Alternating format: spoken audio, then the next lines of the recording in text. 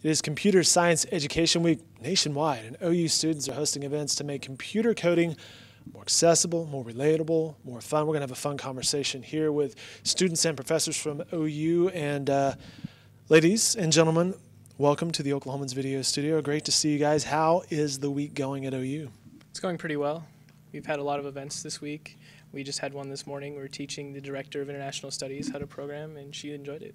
How'd that go? She, well, do you want to talk about it, Steve? Yeah. You were in there. She'd never seen like any code before, so when we got to show her, her eyes kind of lit up, and we had her code something, and then we showed her the power of what she coded and what it actually did on the screen, and she was excited by that, so it was fun. Quick introductions with us. We have Sridhar Radhakrishnan, the Director of Computer Science. How are you, sir? Wonderful. Did I get that even close? I think you got it right. How's this week going for you, sir? Oh, terrific. In fact, this is the fun part where students, entertain all the administrators and folks from all walks of academic circles to enjoy programming. And I always say it's programming for everyone. That's the motto that we have. Keeps it nice and accessible. Back here in the gray, Stephen Smart. You mentioned it was interesting to see people's reaction to see the result. It really is lines of codes, whether it's words or numbers, but then you see the immediate result of that. Yeah, and that's what's like super exciting about it, because being able to create something with just words on a screen and your imagination, that's really what makes computer science so special. And so seeing people experience that is really cool. That's a good point, because it's not just black and white. It is creativity involved here, too. Right, and yeah, being a programmer is, a lot of times people from the arts are good at programming and stuff, too, because you bring creativity into it, so. Well said. I like it. Professor Dean Hougen, Associate Professor of Computer Science. How's it going?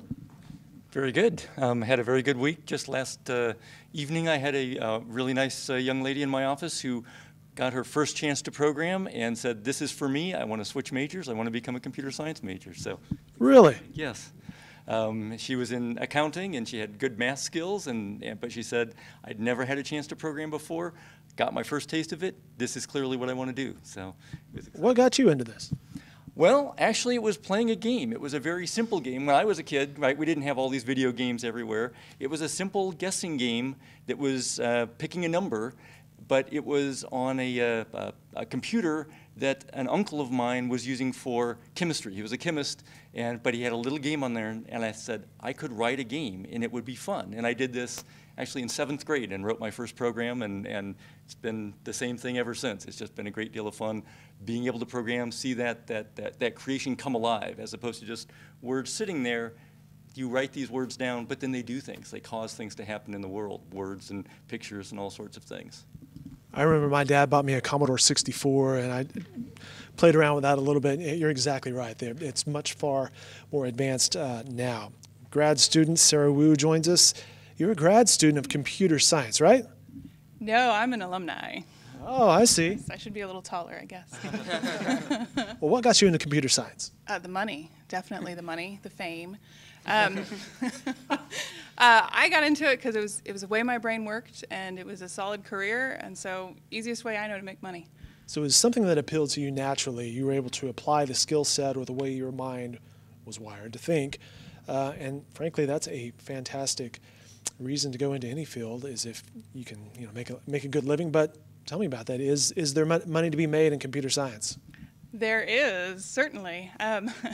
So far, I've found that there's a range of things that you can do with computer science, so you can always keep yourself challenged and interested, and at the same time make money, which is just a great bonus. Well, tell me more about that. Perhaps just ballpark for me the field of different job skill sets that might be looking for somebody with a computer science degree.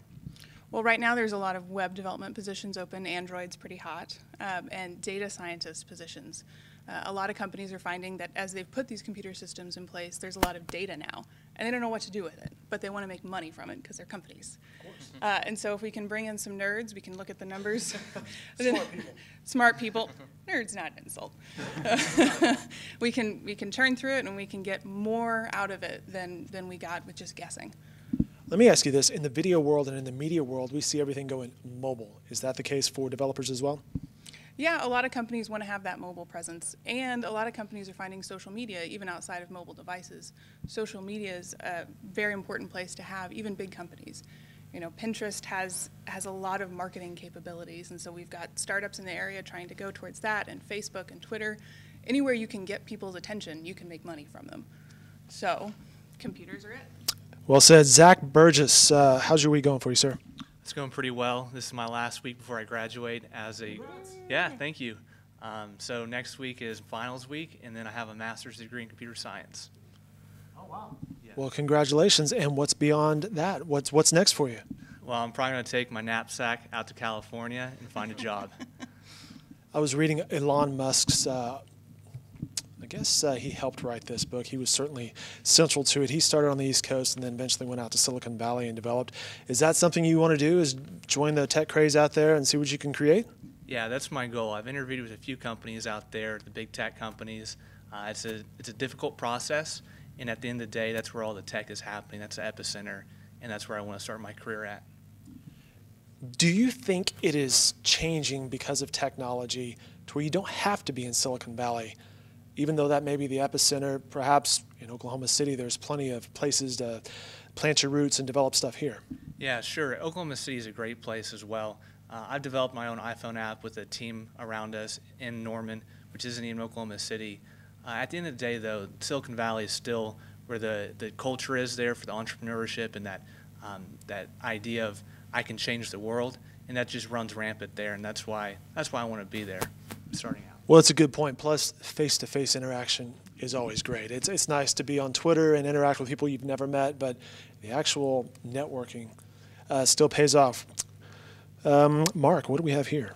So this is the BB-08 droid from the new Star Wars movie that's coming out next week, which we're all going to go see, and it's going to be awesome. I can't wait. I know Paige and her husband Mark already have date night planned. So this little droid, you can download an app on your iPhone and your Android, and you can control it and have it. It makes noise, and you can drive it around. It's kind of hard to control, but it's tons of fun to play. If we had like a bigger space, I could totally show off like how great I am at driving this. But I'm scared I'm just gonna launch this and break it all over your floor. And you had this out on the Oval earlier this week, right? Mm-hmm. Yeah, we were doing this in the main quad area. We were showing it off, trying to weave through bikes and students trying to get to class, and kind of being a nuisance, but we got our word out there. What do you want to do when you grow up? I want to be a software engineer. I'm not sure where yet. I don't want to go out to maybe Silicon Valley, maybe go up to Seattle or down to Austin, because those are also growing tech places. But yeah, I want to develop software, maybe do some scientific computing, because that's what I did this semester with the supercomputing team. How do we see coding used in everyday lives? I'm seeing, fantastic down-to-earth answers here, and clearly bright minds who love what they do. But how do we see, in what various ways do we see coding? I mean, coding, because I'm in a newspaper, I can tell you there's a whole area of something called computational journalism. The idea is that how do I search web and other resources to assemble a news article from random. Just let's say a computer-generated news article that helps you with your research. How do we write code to do that, for example? That's their computer. This whole area of computational biology, I mean, if the advances in all DNA happens because computer science people got together with the people in biology able to create that. And the whole fact that we are able to get the entire DNA sequence for a human, it could not have happened without computer scientists involving with biologists. So computers and computer science are going to be in all walks of life. In fact, there's something called computational anthropology. So that you can put computational to any prefix of any established discipline, you're going to find that. So that's the idea in computer science. Last year, you were telling me that President Obama participated in this effort. Any idea who's participating nationwide this year? Well, we would know actually next week. In fact, there is a wonderful organization called Code.org. They are doing a wonderful service to the entire world. I mean, so many people, leaders across the world, are participating in something called the Hour of Code, this particular week. So last year, world leaders, including our own leaders, participated. And next year, we are going to bring the governor of Oklahoma to participate in the coding. So that I'm very positive about it. So the leaders and great administrators within the University of Oklahoma also participated this year. So next year, we'll open up to many others. Fantastic. Good stuff happening down at the University of Oklahoma. Ladies and gentlemen, congrats on all your successes. Best of luck in the future. And thanks so much for stopping in. This was fun. I appreciate it, guys. Thank you very much. Thank you.